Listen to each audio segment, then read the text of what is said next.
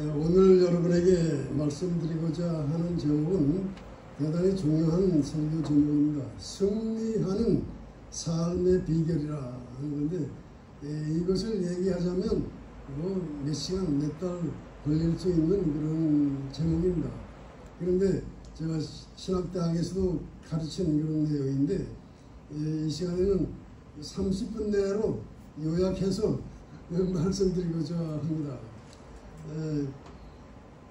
승리한다 하는 것은 하나님이 보시는 방향과 사람이 보는 방향이 달라요. 그걸 먼저 전제로 합니다. 하나님이 보시는 그런 방향에서 승리자가 되어야 우리는 크리스천이 되는 것이죠. 근데 사람이 보는 승리자는 달라요. 사람이 보는 승리자는 뭐예요? 너는 1등을 해야 된다. 넌 지도자가 되어야 한다. 돈 많이 벌어서 불림해야 된다. 이런 식으로 가르칩니다. 돈 공부 많이 해서 뭐 해야 된다. 이러지만은 하나님이 보시는 가운데 승리하는 삶은 예수님이 가르쳐 주신 거예요. 바로. 그래서 우리가 이 시간 여기 주보를 보니까 지난 주일에는 최모 장로님께서 감사에 대한 설교를 하셨는데 아주 내용이 좋았습니다. 이 감사와도 관련되는 거예요. 사실은 승리하는 생활은. 그래서 승리하는 생활을 간단히 우선 먼저 가장 중요한 것이 무엇이냐 이렇게 질문을 하게 되면 간단히 이거예요. 하나님의 뜻을 먼저 찾고 그 하나님의 뜻을 이루기 위해서 내가 최선을 다하는 것, 이것이 한마디로 말씀드리면 그겁니다. 그런데 하나님의 뜻이 무엇이냐, 이제 이것을 찾아야 하는 거죠. 하나님의 뜻이에요. 그래서 여기 이 세상에 승리한 사람들이 많습니다. 히틀러, 나폴레옹, 이런 사람들은 승리한 사람이에요. 전쟁으로 굉장한 승리를 거둔 사람인데 정말 그 사람들이 승리한 사람입니까? 아닙니다. 하나님이 보시는 가운데 가장 귀한 승리를 보여주신 분이 예수 그리스도이십니다. 예수 그리스도만이 진정한 승리를 하신 분이에요. 그래서 이 시간에는 예수님이 말씀하신 승리의 비결이 무엇인가? 그것을 세 가지로 제가 요약해서 말씀드리고자 합니다. 첫째가 무엇이냐면 그 전에 우리가 승리하는 가운데는 먼저 회개를 해야 되고 마음을 고치고 하나님 앞에 내가 하나님을 위해서 살겠나이다, 이런 마음이 이제 중요한데, 진짜 구체적으로 첫째 비결은 무엇이냐면 여기 시편에 아까 나왔어요. 하나님을 의뢰하고 내 길을 하나님께 맡기는 것입니다. 하나님을 의뢰한다. 내 길을 전부 무조건 맡기는 게 아니라 하여튼 하나님께 맡기는데, 그 맡기는 것도 그냥 맡기면 안 됩니다. 제가 여기 예화를 들어서 설명을 해드리죠. 제가 국민학교 3학년 때 양양에서 살았는데 아버님이 수영을 잘하세요. 그래서 우리 또래 갔더니 나만 수영 못하고 다 수영 잘하니까 수영을 좀 배워야 되겠다 하더니 그러면 내가 가르쳐주지. 그래서 양양 낙산사 그 옆에 가서 일주일간 수영 연습을 하게 되었습니다. 그런데 그 수영 배우는 게 쉽지 않아요. 맨 처음에 아버님이 너 물에 들어가 보라 그래요. 그래도 꽤 깊어요. 물에 들어가 보라요. 무조건. 깊은데 어떻게 들어갑니까? 아니 들어가 봐. 그래서 깊은데 들어가 봤어요. 그랬더니 물을 먹고서 막 헤우정거리고서 그냥 물과 싸우고 계셨습니다. 그러니까 우리 아버님이 건져내가지고는 하시는 말씀이, 자 그러면 1단계부터 공부한다. 물을 무서워하면 안 된다. 물을 무서워하면 안 되니까 얼굴을 물에다 집어넣고서 호흡을 멈추고 오래 있어보라. 그걸 해봤습니다. 여러 번 했어요. 그게 1단계. 2단계가 뭐냐? 그러니까 2단계도 이게 어려워요. 2단계는 몸을 쭉 펴고 팔과 다리에 힘을 빼고서 물에 떠보라.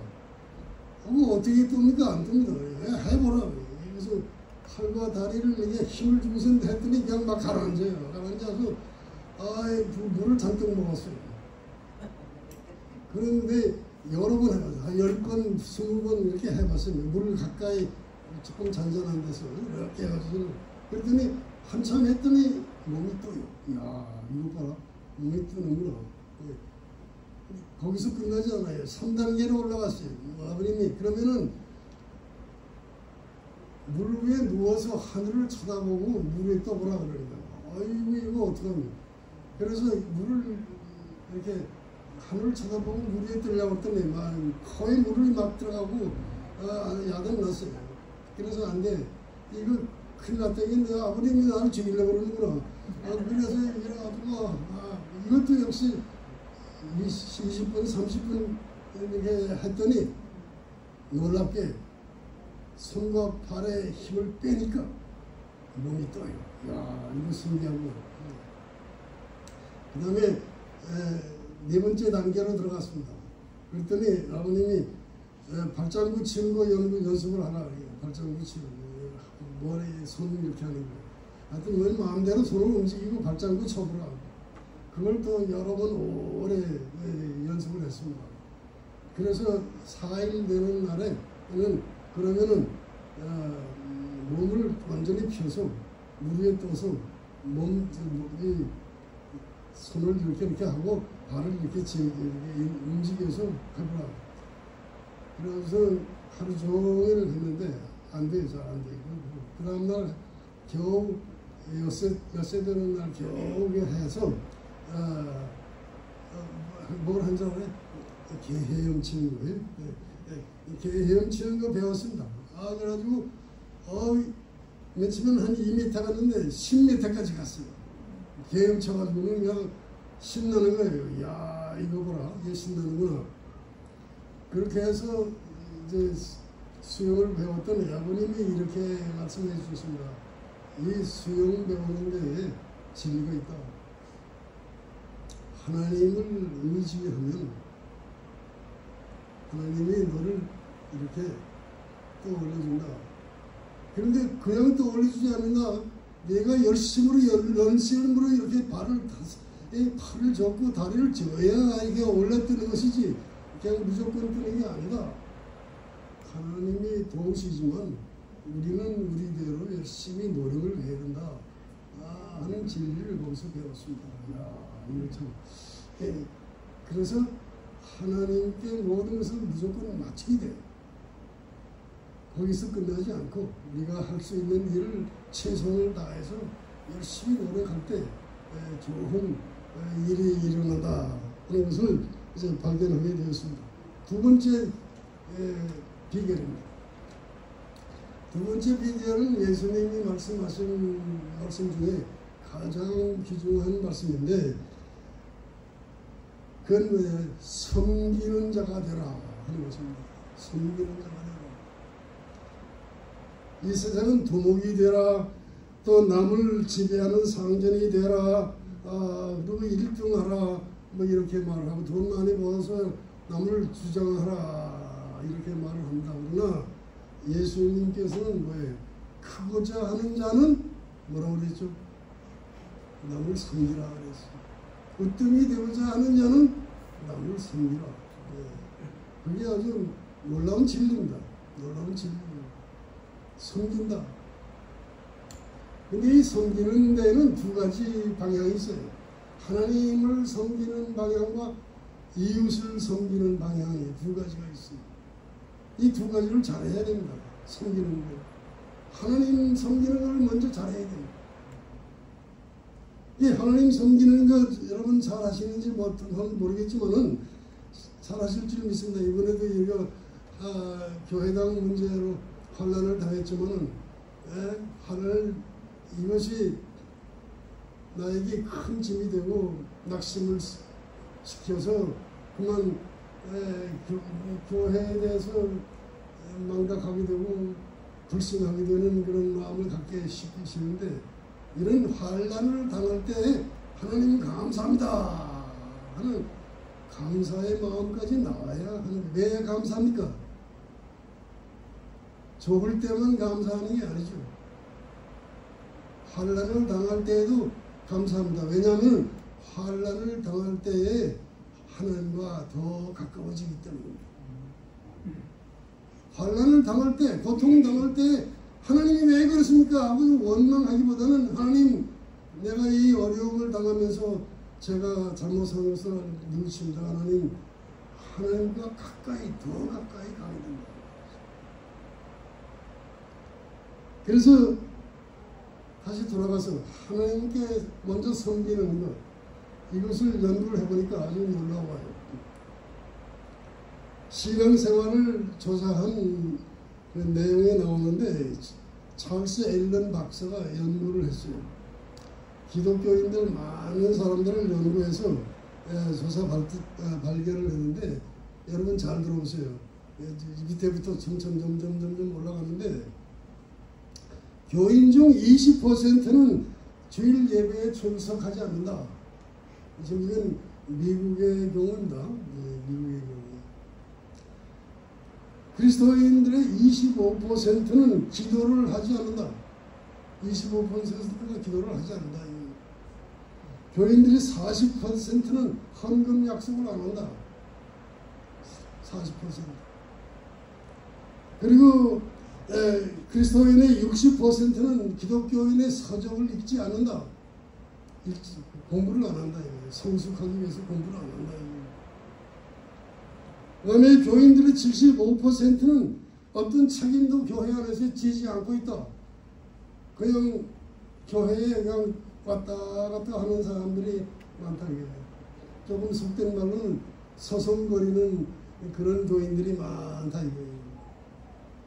아무런 책임도 안 지고 아무런 봉사 희생도 안 한다. 그런 사람들이 이 미국 교회에 보면 놀라워요. 75%. 그런데 25%가 열심히 일해서 교회를 유지 보존해 나간다고 하는 것을 알 수가 있습니다.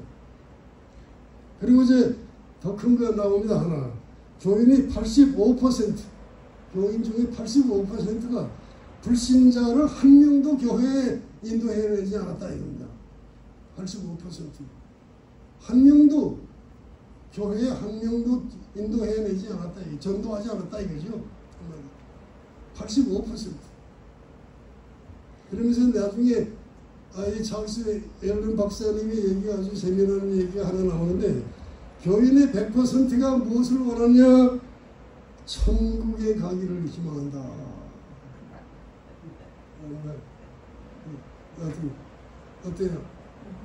이건 지금 얘기하는 게 아닌데, 여기 찰스 앨런 박사님이 수천 명을 연구해서 나온 그 자료 수치. 하나님을 섬기지 않으면서 천국을 가려고 합니다. 이것이 뭐예요? 승리하는 사람은 아닙니다. 두 번째 그 방향은 뭐냐면, 내 옆에 있는 사람들을 섬기는 거예요. 사랑한다는 거 어렵습니다. 여러분이 정말 내 부인 남편도 잘 사랑하지 못하고 자녀들도 잘 사랑하지 못하는데 내가 옆에 있는 사람을 어떻게 사랑합니까? 난 그렇게 생각해요. 사랑한다는 건 그건 쉽지 않아요. 그러나 섬긴다는 것은 조금 달라요. 섬기는 것은 이렇게 베풀고 도와주고 이렇게 하는 것이죠. 그래서 섬긴다. 그래서 예수님이 말씀하신 게 바로 돌아가면, 크고자 하는 자는 어떤이 되고자 하는 자는 남을 섬기라. 섬긴다는 말은 겸손하게 다른 사람을 배려한다고 하는 것을 말이죠. 한마디로 말하는. 그래서 제가 고등학교 다닐 때는 배제 고등학교를 다녔는데, 대제고등학교의 교훈이 요기 대자 당위 일력이라. 이게 성경 말씀입니다. 큰 사람이 되고자 하면 남을 섬기라. 그게 학교의 교훈입니다. 아펜셀러 박사님이 선교하시면서 이 교훈을 만들어냈는데, 여러분 아펜셀러 박사님 잘 아실 거예요. 그분도 섬기는 생활을 하다가 한국에서 돌아가셨는데, 젊은 나이에 44세에 어떻게 된지 아시죠? 쉽게 한마디로 말씀드리면 성경 해석, 성경 번역하기 위해서 목포 쪽으로 가다가 배에서 풍문을 만났는데, 풍문 만났을 때 한국 여자 청년 하나가 물에 빠져서 죽어가는 걸 무슨 건지러 갔다가 딱 잡아가지고는 아펜셀러 박사님도 같이 돌아가셨습니다. 그래서 그 일화가 굉장한 거예요. 섬기려고 했다가 생명을 바쳤어요. 또 여러분 잘 아시는 아인슈타인 박사님에 대해서 아실 겁니다. 아인슈타인은 갈릴레오, 뉴턴과 함께 3대 과학자로 이렇게 인정받고 있는 분인데, 이 아인슈타인 박사님은 나이가 많아서 하얀 머리를 여기까지 들이고서 허름한 옷을 입고 다니시면서, 그때 70모임. 그래서 뭐라죠? 내가 뭐 할 게 없으니까 어려운 사람들을 도와주겠다 하는 그런 마음으로 시장이나 뭐 이런 곳에 있다가 도와주는데, 하루는 어떤 부인이 시장에서 산 물건을 잔뜩 들고서 버스를 탔습니다. 아인슈타인도 같이 버스를 탔어요. 근데 이 부인이 그 많은 큰 짐을 어떻게 감당할까 생각을 하고서 도와줄 마음을 가지는데, 버스가 점거하면서 이 여인이 이 물건을 가지고 내리려고 하는데 낑낑대면서 안 돼. 그러니까 아인슈타인이 가서 도와줄 뿐만 아니라 이것을 집에까지 이렇게 도와줬어요. 그랬더니 그 한국 여자는 이 할아버지가 나를 이렇게 도와주는데 이거 품삯 받으려고 그러는구나. 이제 이러고서 이제 좋지 않은 방향으로 얘기했어요. 근데 얘기를 하고 나니까 이분이 아인슈타인이 뭐 이겁니다. 그래서 아이고 감사합니다. 이거 아인슈타인 선생님이 이렇게 도와주셔서 감사합니다. 이 아인슈타인이 바로 이런 사람이에요.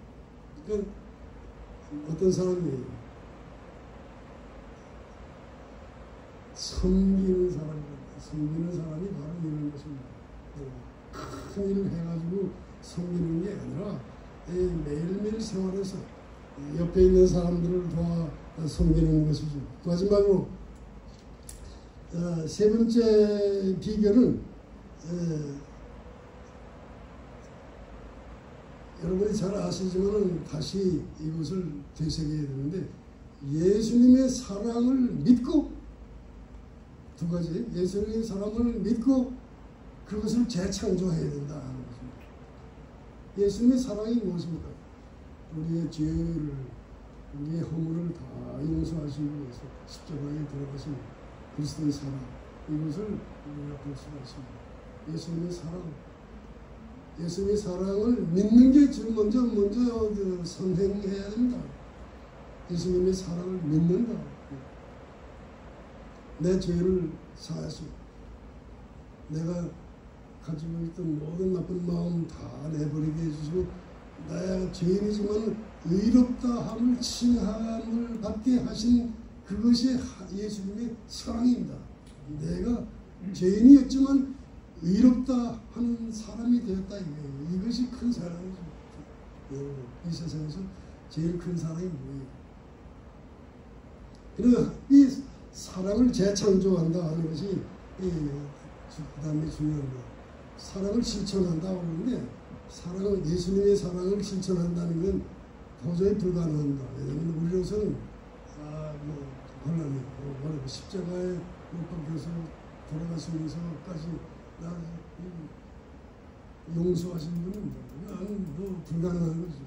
예수님의 사랑을 그대로 이제 실천한다는 것은 거의 불가능합니다. 제가 생각합니다. 그러나 가능한 것이 하나 있어요. 뭐냐면 예수님의 사랑을 재창조한다 이게요. 재창조한다는 말은 내 나름대로 내 힘 안에서 나의 능력 안에서 예수님의 사랑을 재창조한다. 재창조한다. 재창조하는 그런 사람이 정말 승리하는 사람입니다. 재창조하는 사람.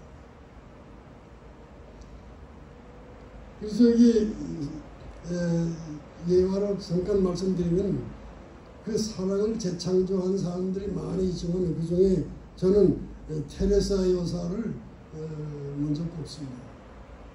테레사 여사는 1979년 노벨 평화상을 받은 분입니다.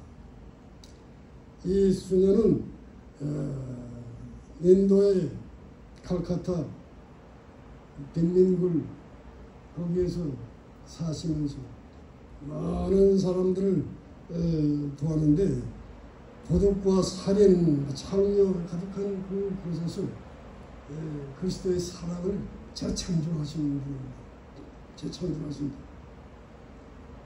그래서 이 테레사 여사는 먼저 자녀들이요. 강한 자녀들이니까 공부를 안 해요. 그러니까 문맹을 터치하기 위해서 먼저 학교를 만들어서 자녀들을 가르쳤고, 그리고 7,000명을 때 졸업시켰다고 합니다. 맨 처음에.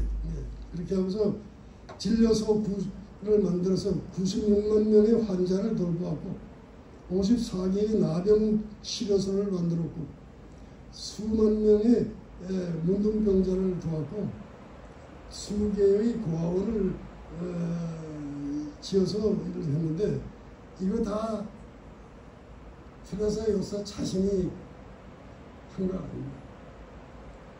이 테레사 여사가 그리스도의 사랑을 재창조하려고 하는 노력을 할 때 하나님이 도우셔서 많은 사람이 도우셔서 이렇게 된 것입니다. 그러니까 우리가 예수님의 사랑을 재창조하고 하려 하는 그런 강한 의지와 사랑과 능력 이것을 다 쏟아부으게 되면 하나님이 도우시고 또 옆에 있는 사람들이 도우시고 그래서 이게 되는 거예요. 크게 되는 것이죠. 그래서 우리가 불가능한 것도 역시 어떻게 돼요. 그래서 우리 교회에 제가 사정을 들어서 하니까 아주 어려운 상태에 있습니다만은 다시 말씀드리는데 어려운 상태에 있다고 낙심하면 안 됩니다. 어려운 상태에 있을 때 하나님과 더 가까워져야 하는 거예요. 하나님, 저희들이 함께해 주시옵소서. 저희들을 도와주시옵소서. 저희들이 부족합니다만 하나님의 도우심과 함께하시는 우리와 함께하심을 갈구하게 되고 이렇게 되면서 환난을 당하나 담대하라. 예수님이 내가 세상을 이기었노라. 그러니까 환난을 당할 때는 담대하라 이거예요. 왜 담대해? 하나님이 계시니까. 하나님이 계시니까 담대하라. 이것입니다. 여러분, 그래서 이 시간 자막하게 말씀드렸습니다만은 맺는 말씀을 드는데 나는 맺는 말씀을 늘 아시죠? 구호로 외칩니다. 구호로 외치는데 주먹을 쥐고서 한번 같이 제가 하는 구호를 따라 하세요. 이건 결론입니다. 결론 다시 주먹을 쥐세요. 주먹을 쥐. 왜냐하면 이거는 사랑의 재창조를 위한 우리의 결단입니다. 자, 주님께서 세상을 이기셨다. 주님께서 세상을 이기셨다. 하나님만 신뢰합시다. 하나님만 신뢰합시다. 항상 섬기는 자가 됩시다. 항상 섬기는 자가 됩시다. 주님의 사랑 안에 거합시다. 주님의 사랑 안에 거합시다. 그것을 재창조합시다. 그것을 재창조합시다. 그것을 재창조합시다. 할렐루야, 아멘. 할렐루야, 아멘. 기도하시겠습니다. 전능하신 하나님, 연약한 인간들을 사랑하여소서. 예수님을 보내주시고 주님을 통하여 성령을